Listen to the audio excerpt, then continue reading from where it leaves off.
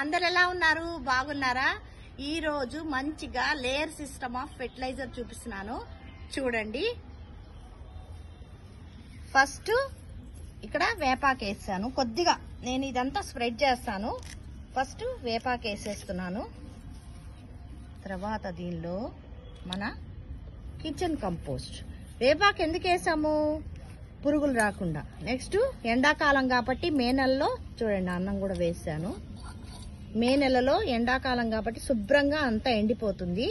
So next కొద్దిగా పేడ చూసారా? పేడ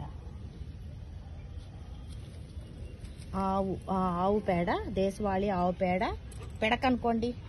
నెక్స్ట్ దీనిలో నువ్వు చెక్క చూడండి, నువ్వు చెక్క ఇది కొద్దిగా ఇలా వేసేస్తాం. సో ఈ బార్డర్కి నేను చెప్తున్నాను ఫ్రెండ్స్, ఈ బార్డర్కి. సో ఇలా మనం ఎండాకాలం ఖాళీవన్నీ ఇలా పేర్చుకుంటే, ఇప్పుడు ఆవు పిండి వేసాను.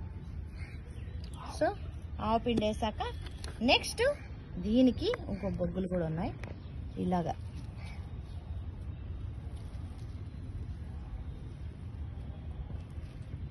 ఇలా వేసేసి ఈ పార్ట్కి చూడండి ఇలాగా వేసేస్తే ఎందుకు రావండి మొక్కలు?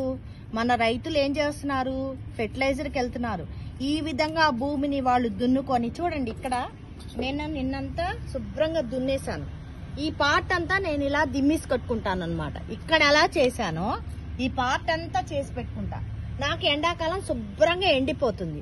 ఎండిపోయి మొక్కేయంగానే పుసమని వచ్చేస్తుందండి. సో నేను ఇక్కడ గుర్తు కూడా పెట్టుకుంటున్నా. ఈ పార్ట్ నేను ఫెర్టిలైజ్ చేశాను. ఇది కూడా చేసేస్తాను అనమాట. ఇది కూడా చేసేసి నేను మొక్కలు వేసుకోవడం అనేది జరుగుతుంది.